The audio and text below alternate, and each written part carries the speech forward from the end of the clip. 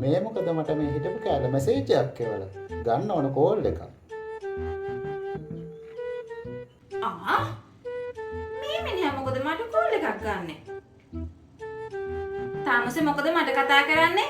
තාමසේ මාව බ්ලොක් කරලා ගොඩාක් කල් නේද?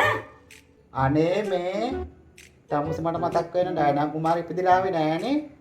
අනේ මේ තාමසේ වගේ දරහවකට කැමති වෙයි ඩයනා කුමාරි.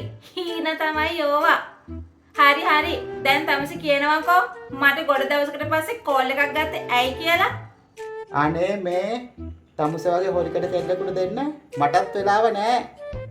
ඉක්මනින් කියනවා මෙගා නාට්‍යයක් වගේ ඇදගෙන යන්න නැතුව. තාමසේ මේ මාත් එක්ක කතා කරන්න තියෙන ආසාවට නේද ගත්තේ ආ? ඇත්ත කියන්න. අනේ මේ තාමසෙත් එක්ක කතා කරන්න මට ගායක් නෑ. තාමසට සාගතය හැදිලාද මගේ WhatsApp නම්බරයට බඩු ලිස්ට් එකක් දැම්මේ. අනේ මේ මට ඇති සාගතයක් නෑ. අපේ අම්මා මට බඩු ලිස්ට් එකක් කිව්වා. ඔෆිස් ගිහින් එනකොට අරගෙන එන්න කියලා. ඒකයි අනේ ඔයාගේ WhatsApp එකට මම ඒක දැම්මේ.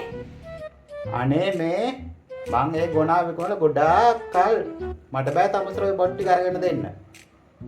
අනේ මේ හිඟා කෑවත් මම තාමසේගේ සල්ලි වලට දෙකට නැවෙන්නේ නෑ.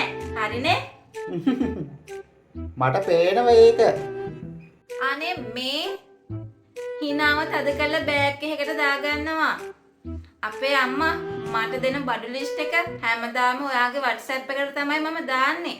කවුද දාන්නේ? බ්ලොක් කරලා ගේ විදියට මගේ බ්ලොක් එක හරියද කියලා. තාමසේගේ WhatsApp නම්බර් එකෙන් ඔයි එහෙම හරි ප්‍රයෝජනයක් ගන්න එපයි. තියපම් මිනිහ ෆෝන් එක මගුලක් කතා කරනවා.